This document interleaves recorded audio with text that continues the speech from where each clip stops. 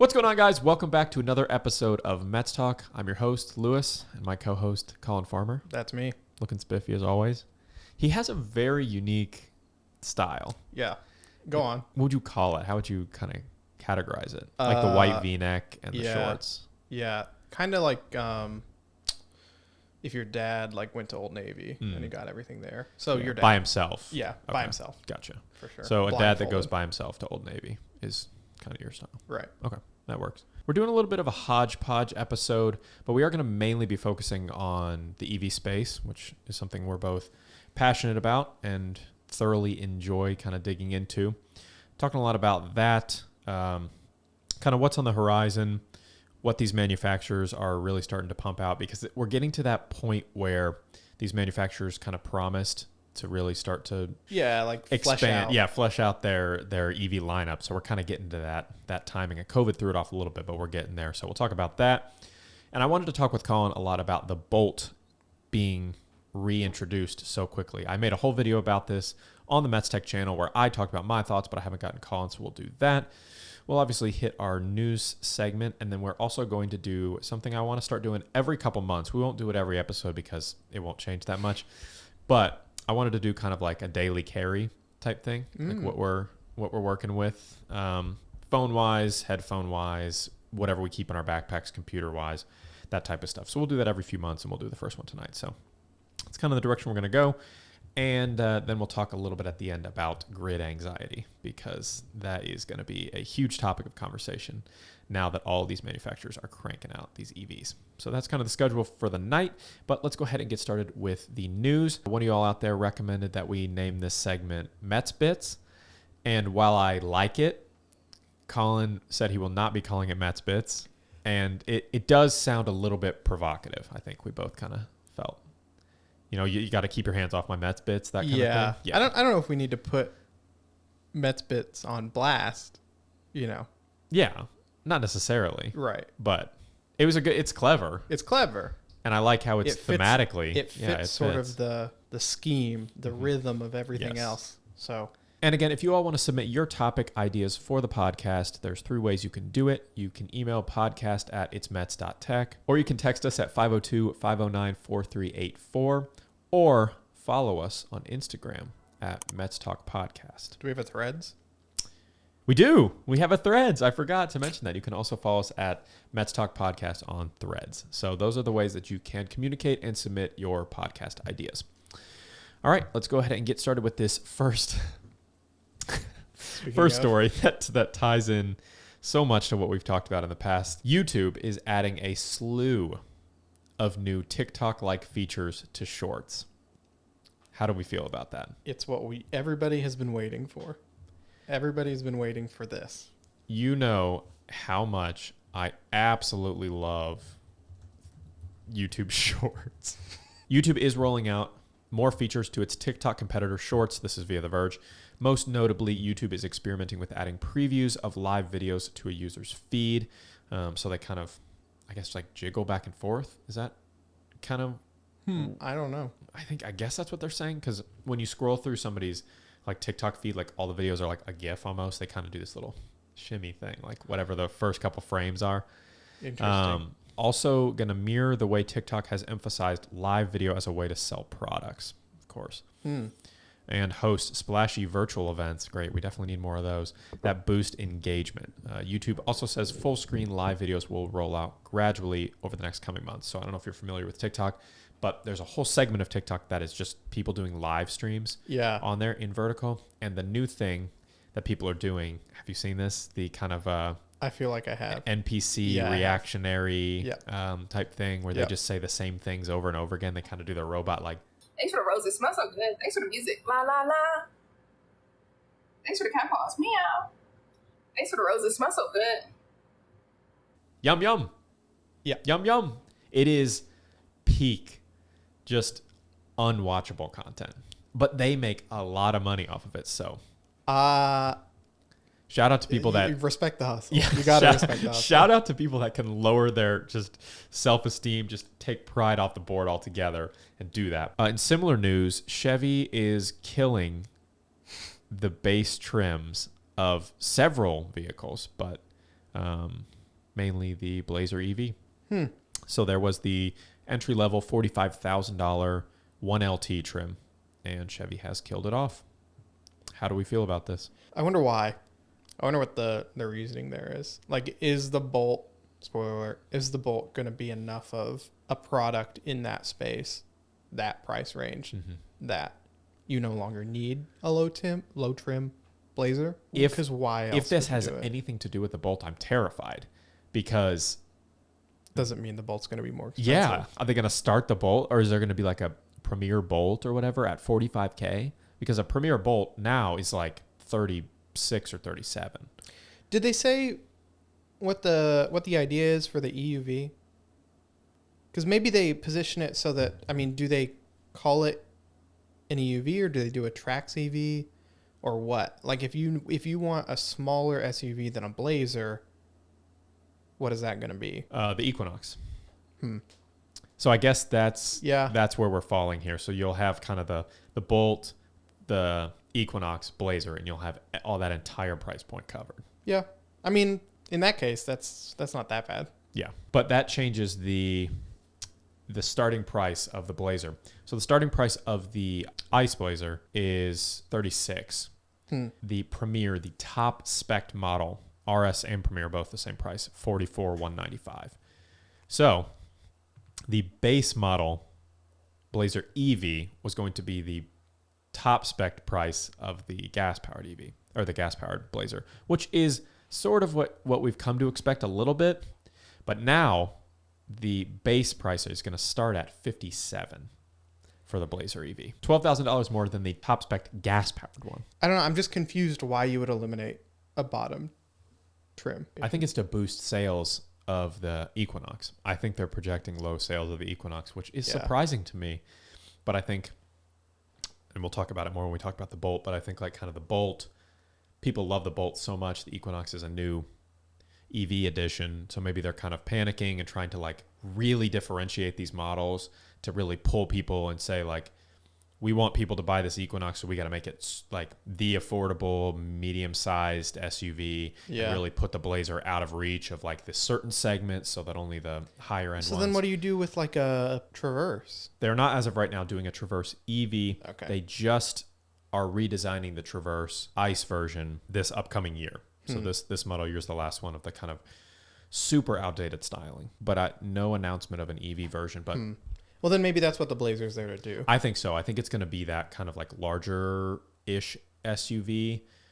It's still not large. Like the Equinox is like the small, the Bolt is like the subcompact. Yeah. The Blazer's like the standard, and then maybe you have like a Tahoe EV or something, Yeah. and that's like your full-size like SUV. Talking about our episode 2 weeks ago, Stark County opens its first smart home, and at the end of the episode where we talked about smart home, I mentioned how important it was going to be for smart home systems to become super simple and compatible and easy to set up so that people with disabilities can take full advantage of the creature comforts that are at the push of a button, or or even just saying them out loud and things can happen. And this is kind of like that. Yeah, so it says smart home devices may seem like a convenience, but for individuals with developmental disabilities, they play a crucial role in their ability to live independently. So from the outside, it looks no different than the other houses, but it has unique features. It has a zero entry design, meaning no steps are required to access any parts of the home. It is equipped with two-way remote support system that allows service providers to check in via video chat. The kitchen uses induction stovetops that use pots and pans that don't heat up on the outside. The stovetop only works using specific pans, and the burners automatically turn off if they don't detect activity. The smart refrigerator reads aloud step-by-step recipes. You brought that up specifically. That residents can follow. The washer and dryer have sensors that detect the amount of clothing inside, helping to simplify the laundry process. They have smart locks, Ring doorbells, monitored fire alarms, fall detection sensors, GPS watches that can track them if they leave the house. All kinds of stuff, all the stuff that you and I talked about in that episode. Sensors throughout that make people with disabilities be able to function on their own. Super, super cool stuff. I wonder what the blueprint for something like this looks like. Like, is this kind of a one-off thing, or are they partnering with these companies, these product manufacturers to say, yeah, we would like to be able to build homes in this style with this setup for lots of people. Yeah. I don't know about retrofitting. That would be interesting. A lot of the stuff that they described there sounds like it could be retrofitted very easily. Yeah, I was going to say, it didn't seem like anything too big. Not like it, other than like the wired in monitoring system. Yeah. But still, even then, you could definitely do that. But finally, kind of like we were talking about with the kind of the Blazer killing its base trim, Lucid, they slashed the Air price to challenge Tesla in the EV price war from 87.4 to 82.4. Yeah, so it's a car for the people. It's really for the masses. So they there you go. Lucid slashed their prices a little bit to make the make them under $100,000. Jalopnik calling that slashing prices. It is a little fast and loose with the term slashing, but they ticked them down. Yeah, they brushed a little bit off the top. Yeah, that's about it.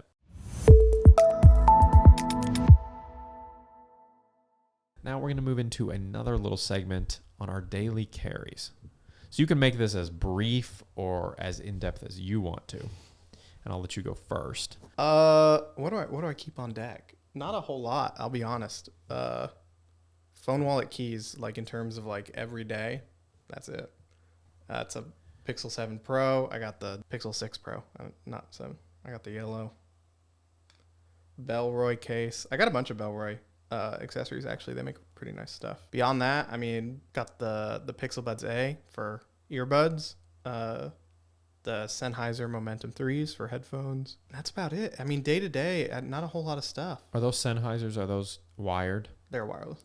They're wireless? Yeah. Okay, cool. The active noise canceling is not as good as like a Bose, because that's what they do, but the audio is very nice. What about your laptop? What do you got over there? This is a Lenovo Yoga 9i, I think. Open box from Best Buy. Classic. Just a big box guy. Well, it was like $300 off, I think. It was still like an $1,100 laptop. It looks like it's got a cool like almost like faux leather texture on the top. That's a real leather. Oh, that's real leather. That's a real leather, buddy. Wow. This color is called Shadow Black. It also has a haptic synthetic leather, I hope. It's also got a haptic trackpad. Nice. But the firmware on it's a little buggy, so it's not the best. I don't have like the attention span to be able to carry a bunch of shit around with me, so you don't carry like a Switch or anything like that, or a Steam Deck, or no, because I think I would lose it if I had to carry it around, and also I would just forget that I had it because I would get involved in doing something else. Like on your keys and your wallet, do you use any like tracking stuff or any of that kind of gadgets and gizmos? That is risky, my friend. No gadgets, no gizmos. I just don't lose things. I've gotten pretty good at it. Good for you. That is not me. What about you? What does your daily carry look like? If mine is, because mine sounds pretty boring. I don't think mine is like more interesting, really. It's just I have more stuff. Well, you also didn't mention your watch. Oh yeah, we talked about it last week. Yeah, just Pixel Watch. Just Pixel Watch. Yeah. Okay. How do you like that? Tell me about that real quick. It's nice. I feel like I don't use it as much as I could. Do you wear it like all the time? Do you sleep in it? When I have it on, yeah, I'll wear it all the time. I'll get a good couple days without always on display on. I carry, my backpack is like Mary Poppins' bag a little bit.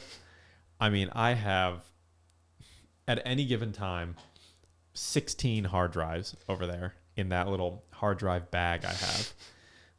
Legitimately, there's probably 9 hard drives in there of varying capacities, SSDs, actual hard drives, because all my different cameras use SSDs. I edit off of SSDs for the podcast, for Metz Tech stuff. I always have my 2021 16-inch MacBook Pro. This one's it's showing its age a little bit, but it is fully spec'd. I mean, it's the M1 Max. It's got 64 gigs of RAM, the bigger screen, the Liquid Retina display, ProMotion, all that kind of mumbo jumbo. So it is fully like top of line specs, but it's just, especially editing this pod, man, it's dragging. I've had to throw it over here on the. I was gonna say, I mean, to me, it is still nuts that you would even be able to edit on a MacBook. So yeah. No, the MacBooks it's a testament to how good Apple Silicon is. They're crazy for what you're able to do on these kind of like solid state machines. Obviously, I've got the Apple Watch Series Ultra. So this is the big daddy. Right. It's a 49-inch screen. 49. To be fair, I would wear it if it was 49 inches. It's like my whole arm. It's as big as my TV. Yeah. It's yeah, just like a monitor just strapped onto my wrist. Look like a shield. 49 millimeter. That's what I meant to say. 49 millimeter screen. And to be fair, I think I even tweeted this out jokingly. If it were 55, 60 millimeter, I'd still wear it. Yeah. I love big screen watches, even if they look. You almost want like the Flavor Flav, like clock. The clock, yes, on the necklace. Yeah. Yes. I've got the iPhone 14 Pro Max. I think that's the generation we're on. Yeah, 14 Pro Max. I upgrade my phone every year, so it's just like whatever the new one is, I just rotate through. I just do the 1 year phone plan through whoever. Yeah. Upgrade it every year. But my bag, like my actual backpack, is just full of like every zipper pocket you open, there's like different tools in there for like fixing cameras and like got like tiny screwdrivers and stuff. I like that you keep all that with you. Yeah, all the time. Yeah, so I AirTag everything. I've got an AirTag in my backpack. I've got an AirTag in my camera bag, just so I can keep an eye on where all my stuff is, because I do lose it often. Obviously, I'm rocking AirPods Pros, the newest generation ones, and then I've got Pro Maxes over there that I never wear. And yeah, that's about it. We had this specific topic listed back when we did episode 1. We talked about the Bolt and just in-vehicle systems and things. And this was about vehicles offering features on a subscription-based service.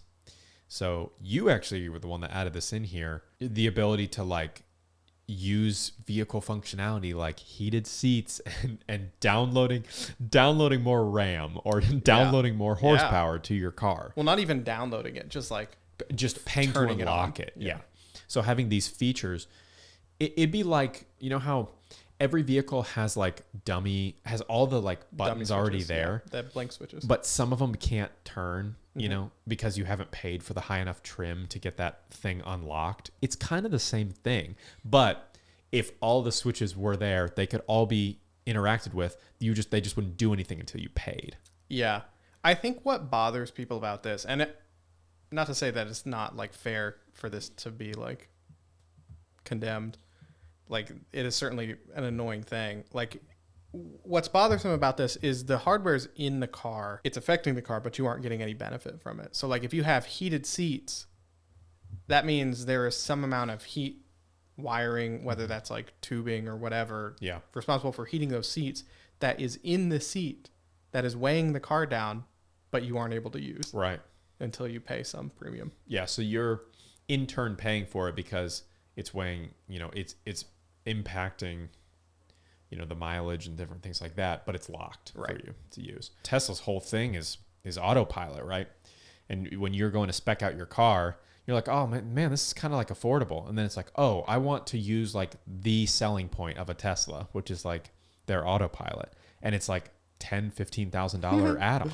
Yeah. And you're like, oh, well, this puts it in a completely different price bracket. Yeah. In the case of Tesla, let's go along that line specifically. Those sensors probably aren't going to do that much to the overall sort of health of the car or the performance or whatever when they're not being used for self-driving functionality, right? If Tesla then built that into every car and then charged that as a monthly premium to be able to use the self-driving, I think people would largely be all right with that because it feels more like a software thing and people are more willing to pay for software as a service than like physical features of a car. Maybe this is like kind of testing the waters, like a precursor to we'll offer these vehicles almost like in like a subsidized way and you pay for the features. Yeah. In just a new way to do this. It's this is like almost like a testing lease. it. Yeah. I mean, a different iteration of a lease. You're like leasing like the body of something and then like paying for if you want like the best of all the features, you pay this amount. If you want a little bit less, you pay this. Yeah. Once it's clear that like you don't own this thing, it's something you're renting from us, then people are going to be more willing to pay for stuff like that. That could be really interesting if they just start selling, like instead of Chevy selling a RS Blazer and a 2LT Blazer, they just sell the Blazer. And then it has everything. key it and up. you decide what you want it to have. Yeah. Yeah, I think you run into a couple things with that, with like upholstery stuff. Like, how do you do It's upholstery? true. Yeah, you can't like. Some of it isn't. Maybe you could. Maybe if you have kind of threads that can. Oh, future tech. Future tech. I don't. People would be very upset about that. They're like, you forgot to pay this month, so we're putting cloth. Yeah, we've your changed leather your is seats, changed your to cloth. And it's gotten way like it's got some kind of like, like tension in it, so it like gets stiffer, so it's like less comfortable. Yeah. And the pattern is really ugly. It looks like bus seats. That's where we're getting dystopian. Yeah. That would be hilarious though. Speaking of that, we have a ton of new EVs that are hitting the market. I pulled this list from Car and Driver of what we've kind of got coming down the pipeline. We don't have to spend a lot of time on this because that's boring, but just kind of run through this list. We didn't even have to go line by line. Just give it a quick skim and talk about the ones that kind of stand out. I didn't know they were going to do a Giulia EV. I really like the look of the Giulia. It's kind of like a BMW if you didn't want to drive a BMW. Also a BMW if they Italian cared BMW. about what the front looked like at all. That's the front end of the BMW. The Celestiq is an interesting move because this like shooting brake design is not something that you get a lot of in American cars. Yes, no doubt about that. And that one just got announced. Did you see the price tag on that one? Yeah, I did. And it said this Car Driver says it's going to be built by hand. Built by hand. And it will cost upwards of $300,000. Who is this for? The gagillionaires that want some yeah, but gagillionaires don't drive Cadillacs. This the Car and Driver article says, will it be enough to vault GM's luxury brand into discussions with Bentley and Rolls-Royce? We'll have to wait and see. No. I can tell you right now. No. I've never heard of this brand. Is it Canoe? Is that how you say it? I would assume so. It's a startup from California. I immediately write off anything that begins with startup. I mean, apart from Lucid and Rivian. Rivian, yeah. These are very like Rivian-esque looking to me. Like if you told me that Rivian is like putting out like some like utility type vehicles, more so utility than what they already do, I would believe you, because the way they do their headlights on this startup, there's a pickup that looks like something out of this pickup concept reminds me of like when Black Ops 2 came out, what they were like projecting in 2012, what like the future utility military vehicles would look like. Volkswagen's stuff is super cool. The Fisker coming out with an entire lineup too, in the same vein. Yeah, I think you have a lot of manufacturers realizing that, oh shoot, like once you kind of build an EV base, you build these platforms. You can just do build anything. whatever you want on it. You can build a whole lineup in like a couple years because it's just paneling and suspension and motors. In that similar vein, we didn't talk about this in the notes portion, but Subaru recently stated they're going to be dropping 8 electric vehicles. I think by 2028. Subaru doubles its plans for new EVs, targeting 8 models by 2028. I was right on that. They're upping its EV sales goals. It now aims to sell 600,000 EVs by 2023. 600. They've probably sold. Do you even count the Solterra as a Subaru EV? Why wouldn't you? Because it's a Toyota. It's a BZ4X. It's just, it has a Subaru badge on it. I don't count that. Subaru Solterra sales 436 in May of 2023. So you want to project that out. You've sold 36,000 of these things. That's not that bad. It's not terrible. If they don't start coming out with like the name brand, like here's the Outback EV, here's the Crosstrek EV, like they have to. They're not selling 570,000 more Toyota crossovers. There's no way. Yeah, for sure. I mean, I don't know. I could see them bringing in a new nameplate too. Maybe they keep the Solterra and they do something else. They have on here the Volkswagen ID.8, which has not been revealed yet, but this looks just like an Atlas to me. That's honestly probably what it is. I think it is an Atlas. Yeah. Yeah, it is a 2021 Atlas. I was very interested in the ID.7 until they absolutely butchered it. They do something different? It just looks gross. It's just it looks like the Mach-E. Like a little bit stubbier than the Mach-E. Yeah. Like it's like a sedan. It's been like raised up. Yeah. Yes. It's like it looked like it got stretched. Yes. So there's a lot of of new EVs coming out. And one of the things that we talked about in episode 1, A lot of new EVs coming back in one. a lot of brand new EVs, and then one dear old friend making his or her return. Not sure. The Bolt. The Bolt's coming back. Yeah. I made a video on this the day I woke up to the email. I pulled out my phone. Very first thing that I saw was, "Hey, Lewis, exciting Bolt news." And I was like, what? And I clicked on it, and boom, there it was. The Bolt is back, baby. Collin, I gave a 8-minute gush fest on how I was excited that it was coming back. What do you think as far as the timing? Why now? Why 2 months after they discontinued it? Like, why? Great question. I think they just kind of discounted and didn't really think about the appeal of an affordable small EV like that. Yeah. And once, like, if you look at the used market for EVs, which I have been doing recently, it is almost exclusively Bolts. And that's kind of a good sign. I mean, it's not exclusively Bolts. It's Bolts and Leafs. But, like, if you compare the two, Bolts is going to win out over the Leafs. Yeah. Who wants to use Chat Emo charging? Nobody. And nobody. Yeah. So I think they have maybe seen that, or like at least factored that in a little bit more, and then we're able to say, if we kind of keep this nameplate going and have people moving from Bolt to Bolt, like, this is a little bit more of a safe bet than we thought it was. Do you think they were expecting the kind of reaction that people had?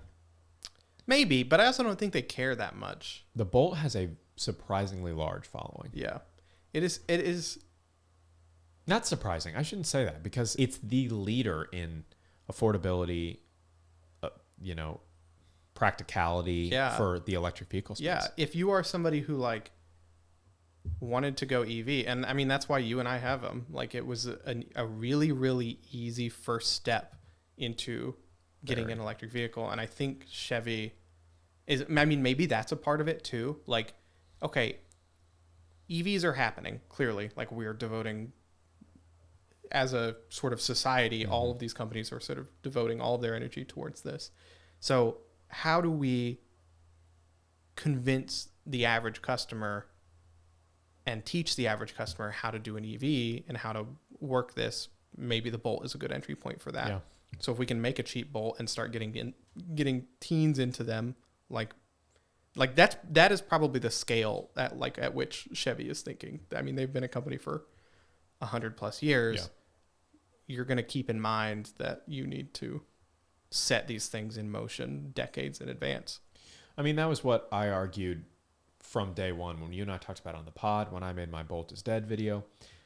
I was like, you have to have an entry point. You cannot go just straight into the like 35, 38 starting point. You have to have an entry point. Well, people aren't going to take a risk like that. No, especially if they haven't been in the EV space at all. Yeah, well, because they're coming from, I'm driving my used whatever, Malibu or something that I've had for a while. Like, why am I suddenly going to jump to an EV if it's going to cost me twice as much and is a risk, and I don't know if I'm going to be able to charge it? But if it's significantly cheaper, then you can say, charging it might be a pain in the butt, but I'm also paying $200 less a month or whatever.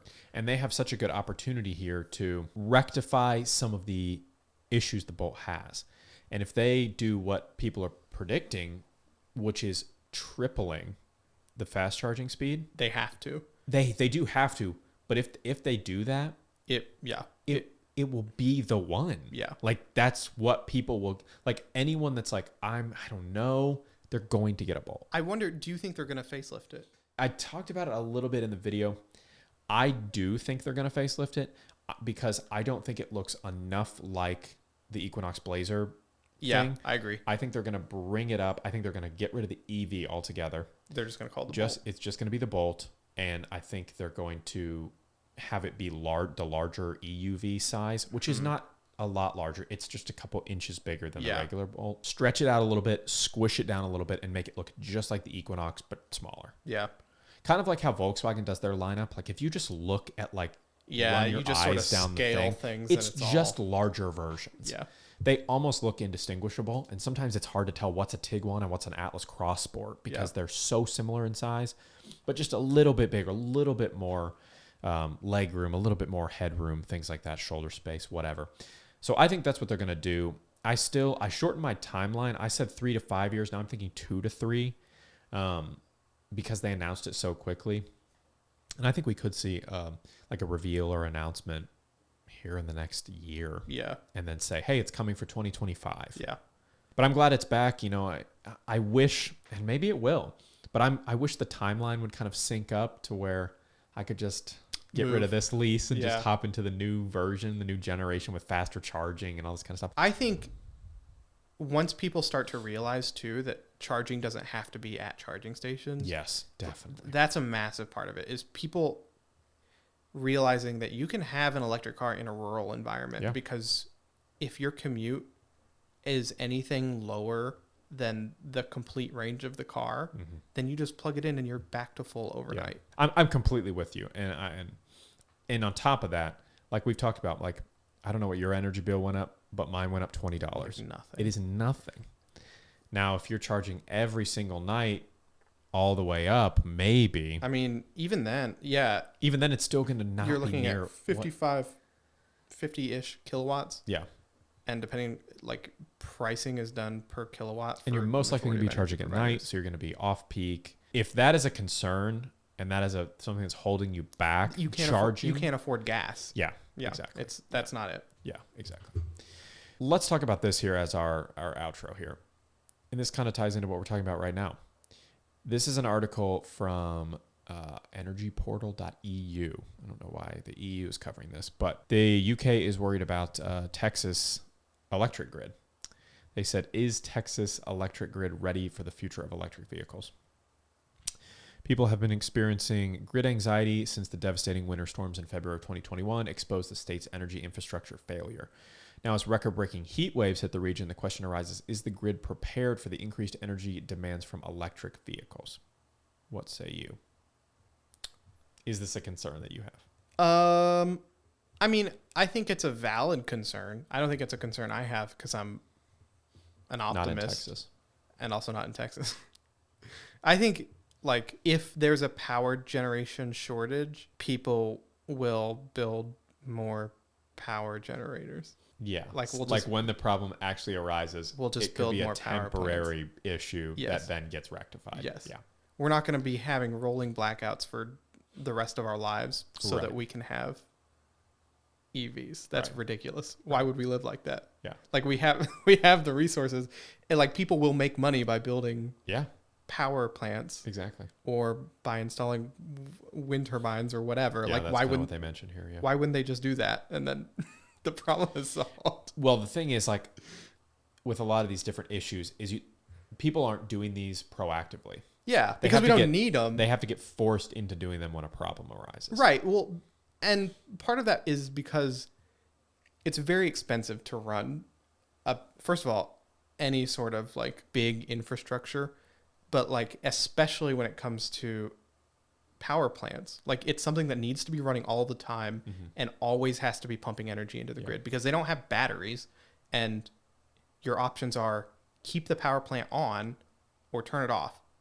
And if you turn it off, suddenly you are losing money because you have a bunch of people who are not, like, who are on the clock, and you're not selling power to the grid, so you are just losing money. There's no reason to have the power plant there. So this will not get solved until it becomes a problem. Like, we can think ahead and be like, okay, well, let's start making moves to be buying land or building concepts for power plants, and that is things, or those are things that people are already doing. But at no point are we going to be like having a dearth of power in the grid, because it would be a massive waste to do that. You would have people who are losing a lot of money because we're making more power than we need. The article mentions here, EVs also have the potential to benefit the grid. So some EV models are designed with bi-directional charging capabilities. I know the Ioniq 5 has that. Yeah. And a lot of other vehicles will continue, I think, to add this functionality as they become more like practical and less kind of niche, you know what I Yeah. mean? Like more gritty. So it will allow them to return energy to the grid or power homes. So if you do run into those situations with the rolling blackouts or whatever, you just plug your, Silverado EV into your house and power your house until the grid's back up. And then when it's back up, you plug your car and charge it back up. Yeah. That could benefit for sure. Yeah. It's kind of a weird, I don't know if that's how I would have phrased the flip side. Like True. EVs also might benefit the grid. Like people aren't going to go home and say, oh, everybody remember to plug your cars in tonight so we don't have a rolling blackout and the grid can use our power. But yes, I mean, that certainly is true. Like power outages will become significantly easier to deal with if you can just run your house off of your car. I would have loved if my Bolt could have powered our house when we didn't have power for 3 or 4 days, in June or whatever. That would have been amazing because it was so hot in here and I wouldn't have had to go to my mom's for a little bit. But yeah, I mean, I think it's a valid concern. Like, I don't want to discount it, but also it feels like this is one of those problems that people kind of thought about for 15 seconds and were like, uh-oh, EVs are bad. Yeah. And you can use it as sort of that sort of talking point. But guys, people are better than that. We have... Give people some credit. Yeah, we have the resources to do something about this. And when it becomes a problem, we will. And also, why does Texas not have solar panels on every roof there? It's insane. They're just Why don't they have government? Maybe they do. I'm just talking to my butt right now. But why don't they have that is a standard that you have to have? Yeah. Because they could generate so much power that way. I mean, it probably has something to do with Cost, maintenance. Cost and maintenance on it is annoying, but also teaching everybody how to install solar panels on their houses and they do it right. And I was watching Marquez's video on his solar roof. I don't know if you watched any of that, but he did a breakdown of all the numbers and stuff. It was $100,000 or something for him to install these Tesla solar panels, but they're not even solar panels that sit on the roof. They're shingles that are solar panels. Why not just build the houses? If you're getting a new roof in 2023, you're getting a solar roof. You should. I don't know. Yeah. That's what I would do, at least. If I could afford it, I would. They are significantly more expensive. I think new roofs are on the order of a couple $10,000, tens of thousands of dollars, and solar panels you're looking at significantly more. I think if you just did regular panels that you installed, they're way uglier. I think everybody should have them because my dad wants me to get them. I mean, at the very least, it's here is a passive way to make help money the grid and help the grid. Yeah, especially if you do the batteries too, have a battery system in your garage to save up that power. And a lot of power providers grid maintainers will basically, if you put into the grid more power, payback. More power than you take out, you just get paid for what you give back. Well, Marquez talked about it in the video. Actually, he said that when he was off peak and the power was going back, it winds the meter the opposite way. Yeah. So that is, I think, the way that you kind of fix a lot of these things. But again, all the other things we've talked about on this podcast, it comes down to it being cost effective right now. And I just don't think it is for most people. Yeah. For most people, it's not. And it kind of has to be the thing where either you look for opportunities for it to work for you or you just wait for it to become get affordable. There. Yeah. I mean, it's with anything else. You'll have people who are willing to take the risk to be early adopters or really care about this as an issue and will put the money in for it. But until it becomes cheap enough so that the average person can do it, it's largely not going to get done. All right. Good stuff. All right, guys. That was episode 6. 6. I almost said 5. No, it's been 6. That was episode 6 of Metz Talk. We talked a lot of EV stuff, which is something we're super passionate about. Like I said, did our news, did our daily carries. Again, if you guys want to interact with the show, 3 ways. You can email podcast@itsmetz.tech. You can text, see if I can get this number right, 502-509-4384. Does that sound right to you? Sure. If it's not, it'll be on screen. And you can follow us on Instagram @Metz Talk Podcast. Send us a DM. It doesn't even have to be a super fleshed out idea. If you guys just have a question or absolutely, anything that you want us to throw around, we'll do these kind of mixed bag episodes where we talk about all kinds of stuff, and we'll throw your all's question in there. So you can definitely interact that way. Collin, it was a good episode. Hey, thanks for being here. thank I you. appreciate it. All right, guys. We'll see you next week.